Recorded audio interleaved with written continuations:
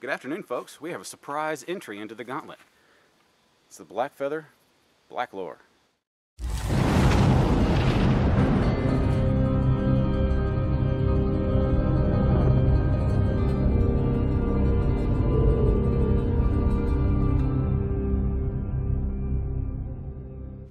Well, thanks for joining me, guys. Like I said, we have the Blackfeather Blacklore, which is obviously a Woodlore clones from Blackfeather Knives.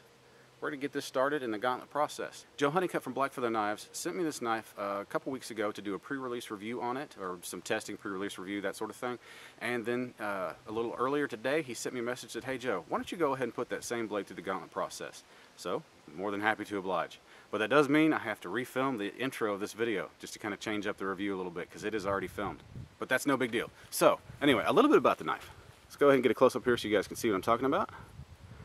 It's got the classic Woodlore style blade geometry, as well as Coke bottle style handle. This is paper micarta, I believe, or ivory micarta scales with red liners.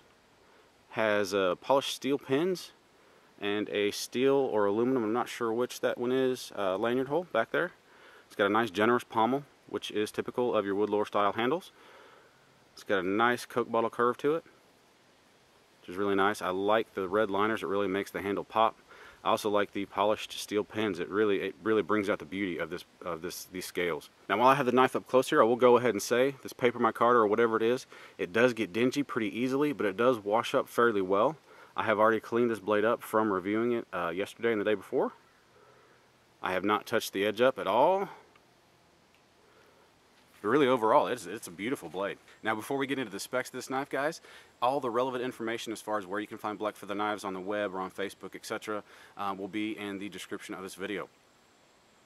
What do I have on the docket today as far as a review of this knife goes, as my side of the gauntlet? Well, the last 2 or 3 knife reviews I've done, I have not included a bow drill set, and you guys have reprimanded me for that. So I'm going to fix that today. Yes, there will be a bow drill set in this. I'm going to include a little bit of a one-stick fire where I really pound it on this thing. I want to highlight the durability of the secondary or micro bevel he's put on this blade. Typically, Joe puts 0 ground Scandi edge on his blades, but he decided to try something new on this one, and I think it really worked out very well. So guys, without further ado, let's get to work. That's just a quick rundown on the specs. Don't want to get too boring here. Overall length looks right at 9 inches. Handle length is 4 3/4. Blade length itself is 4 1/4. Actual cutting edge is going to be about 4 inches.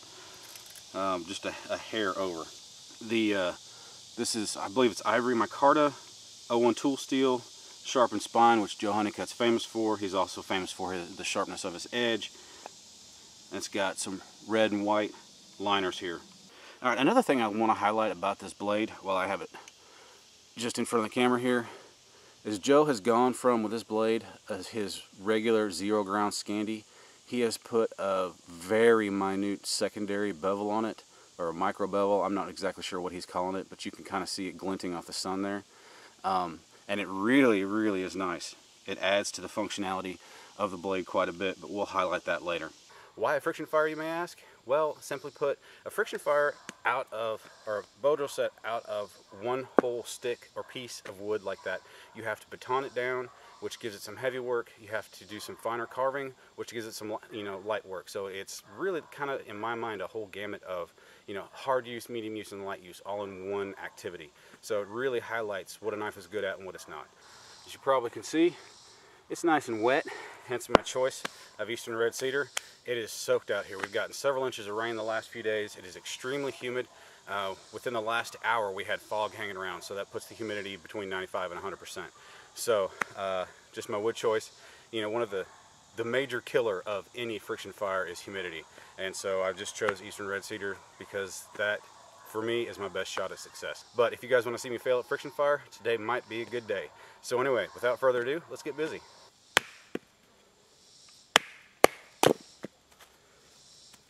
It's got a great splitting profile.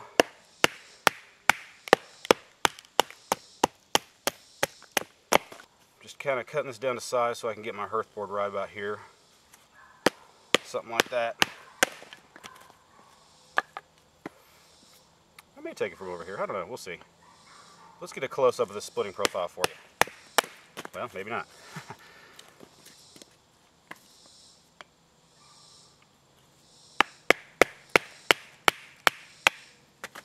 Alright. As you can see, it's got a good profile. It's hugging on the bevel edge, not the edge bevel itself, but up there where the scandy starts to come down from the blade itself, it's not touching the edge at all. Alright, let's split this sucker in half so we get enough for a hearthboard and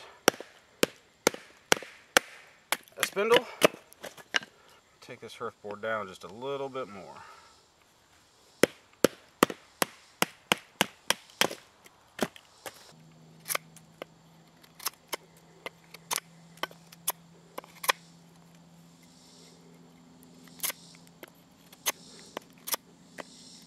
Trying to cut slow so you guys can actually appreciate it.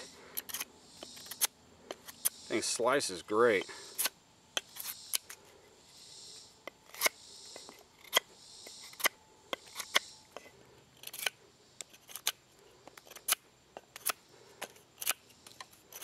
The secondary bevel on this, taking it away from a 0 ground Scandi, really provides for a controllable amount of cut. It cuts basically just like a Scandi, but it's a lot more controllable. It doesn't have the Scandi overbite that I talk about a lot in my videos. That is, in my mind, probably the biggest downside to a Scandi, is that overbite. It just makes it hard to control on some woods. Let's pause for a second and talk about this handle. If you guys have watched many of my knife reviews, you know I like a fatter handle because just my hand size. And in particular, I like it fatter back here, where the classic Coke bottle style indent is right there where your pinky finger goes. I find a lot of hand fatigue from a handle style like this. However, I must say, this one is a bit fatter than the norm. I'm not going to compare it to any other knife, but I own a couple similar to this, and have to say this is a very nice handle. It's not giving me any hand fatigue or discomfort that typically goes with this style of a handle. So, good job, Joe.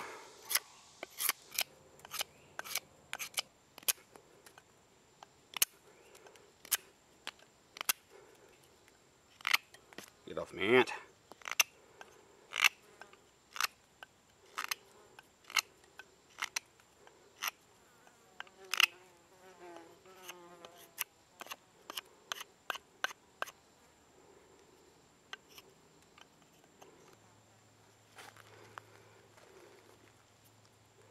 Back that up a little bit.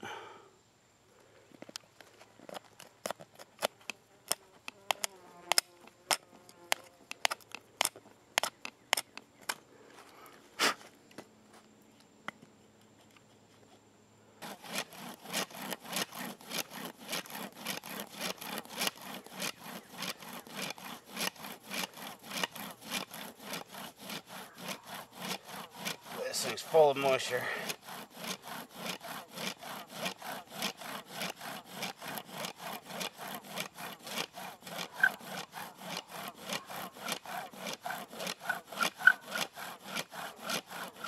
Now, here's where we'll see how much hand fatigue I really get off this style of handle.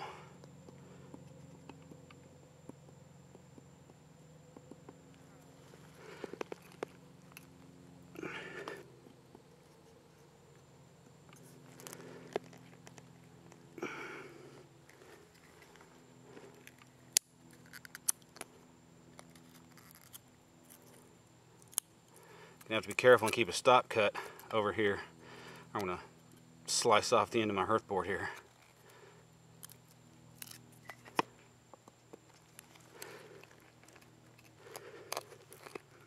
And personally, I do think, you guys probably saw this coming, it would be a tad more comfy with a little bit more meat back up in here. But that's just me, guys. That's a personal preference thing.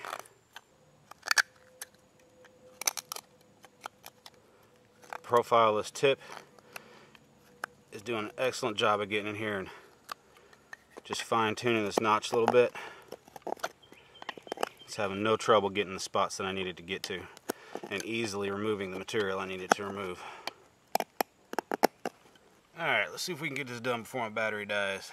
It's a beeping at me.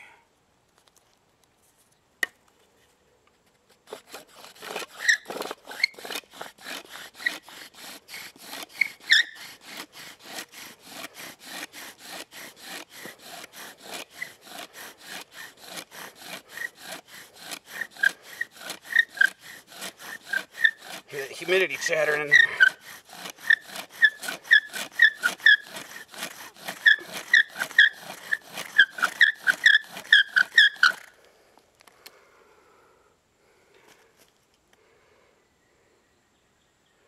Don't think so.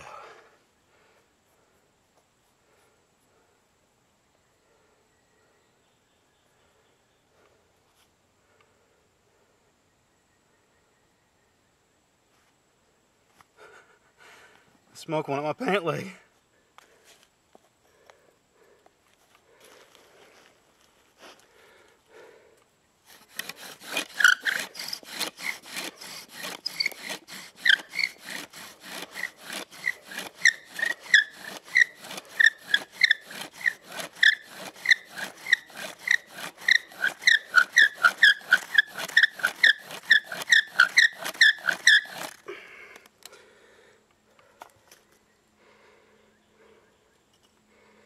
Will she stay?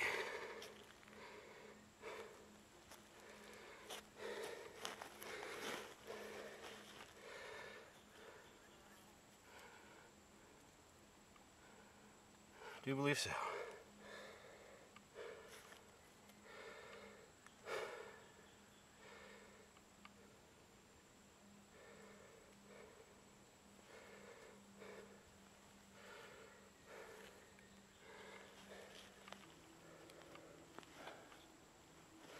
Alright, this stuff out of the way.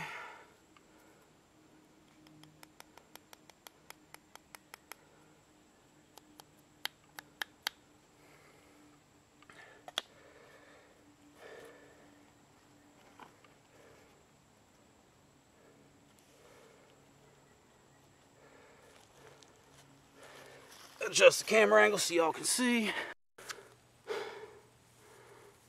Where is it? There we are. Sorry for the change in venue, folks. Camera battery died on me. Had to run in, grab my battery charger. My coal's about gone.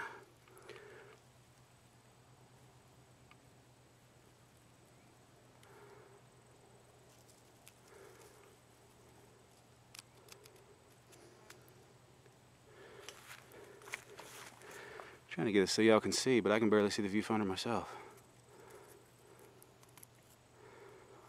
Alright.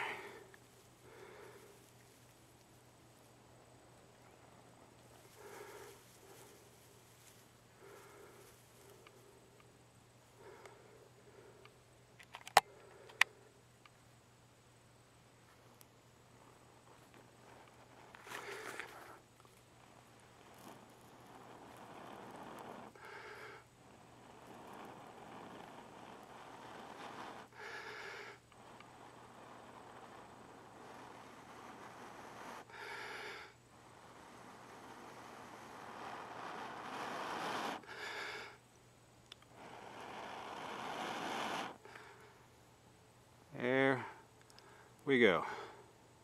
Almost. Here we go. Alright. Alright guys, bow drill set, check, and mate. Now I do want to include just a small portion of a one stick fire that I did because I want to highlight just how durable this micro bevel is on this Scandi ground blade. It is really cool. It slices and dices really well, but it also holds up to a pounding. So without further ado, let's go ahead and include that.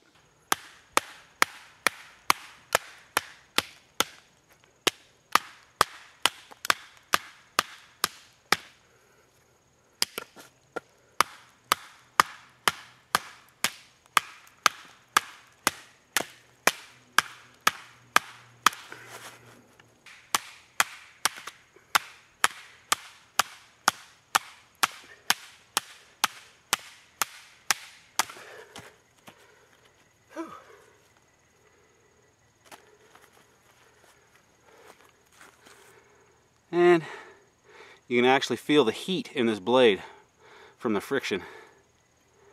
But no damage to the edge. She's still perfectly straight. Well, there you have it, the Blackfeather Blacklore. It performed really well. Even the handle, which if you guys have watched many of my knife reviews, you know I typically don't particularly care for the pinky divot back here where it just kind of fits into your grip. I prefer more meat back here. As a personal preference thing, I would kind of prefer just a little bit more meat, but at the same point in time, like I said, that's a personal preference thing, and this is really usable. I have to admit, this is probably one of the best Coke bottle style handles I have ever used. So I guess with that said, we'll go ahead and get into what I like and what I don't like about the blade. Well, what I like about the blade, as probably a lot of the comments during the filming of this video was obvious, I like it a lot. I like the blade geometry. I love the Woodlore style blade. I love the fine tip where you can get in there and do a lot of fine carving work really easily. I love the size. In my opinion, this is about the perfect size for a bushcraft blade or a woodcraft blade. And guys, you know I'm a firebug. I love that 90-degree spine, which I didn't really show that off today, but it does have a nice 90-degree spine on it. Aesthetically, I really like it a lot. I mean, I believe it's paper ivory micarta with the red liners. It's really pretty. The white does get kind of dingy easily, but also at the same point in time, it does clean up really well. I think those steel pins really make that handle pop. And I like the generous pommel on the back that you can really pound on if you need to. I like the front finger guard. It really lets you lock your grip in there. And I have to say, folks, I really like that micro bevel he's put on the Scandi here.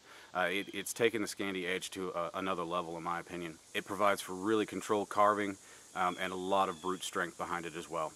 Now, things I don't like about the blade. As usual, not much.